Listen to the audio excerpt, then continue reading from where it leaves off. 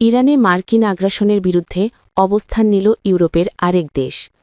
গণহত্যাকারী Israel ও তাদের সহযোগী যুক্তরাষ্ট্র যৌথভাবে ইরানে হামলা চালিয়ে পুরো মধ্যপ্রাচ্যে সহিংসতা ছড়িয়ে দিয়েছে।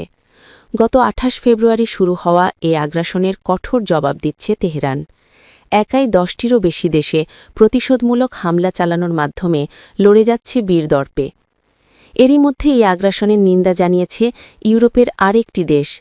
ইরানের ওপর হামলা চালিয়ে আন্তর্জাতিক আইন লঙ্ঘন করেছে যুক্তরাষ্ট্র ও ইসরায়েল বলে মন্তব্য করেছেন সুইজারল্যান্ডের প্রতিরক্ষামন্ত্রী মার্টিন ফিস্টার।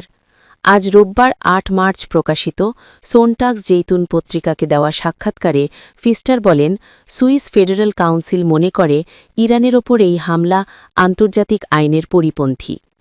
সুইস মন্ত্রিসভার বরাত দিয়ে তিনি আরও বলেন, আমাদের দৃষ্টিতে এটি সহিংসতার নিষেধাজ্ঞার একটি লঙ্ঘন।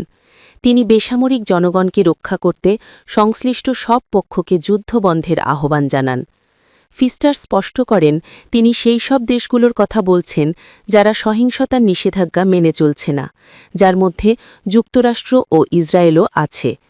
তিনি বলেন, আমেরিকান ও ইসরায়েলিরা আকাশপথে ইরানে হামলা চালিয়েছে, এর মাধ্যমে তারা আন্তর্জাতিক আইন লঙ্ঘন করেছে, যা অনুসরণ করেছে ইরানও। তার এই মন্তব্য জার্মান ভাইস চ্যান্সেলর ও অর্থমন্ত্রী লার্স ক্লিংবেলের বক্তব্যেরই প্রতিধ্বনি। ক্লিংবেল আরও সতর্ক করেন যে আমরা এমন এক বিশ্বের দিকে ক্রমশ ধাবিত হচ্ছি যেখানে আর কোনো নিয়ম অবশিষ্ট থাকবে না। এটি একটি বড় বিপদ। আমরা এমন এক পৃথিবীতে বাস করতে চাই না যেখানে কেবল জোর যার মুলুক তার নীতি কার্যকর হবে। এদিকে স্পেনও ইরানের ওপর মার্কিন ও ইসরায়েলি বোমাবর্ষণকে হঠকারী এবং অবৈধ হিসেবে নিন্দা জানিয়েছে।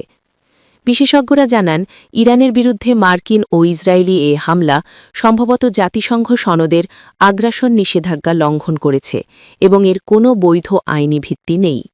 সূত্র আল জাজিরা।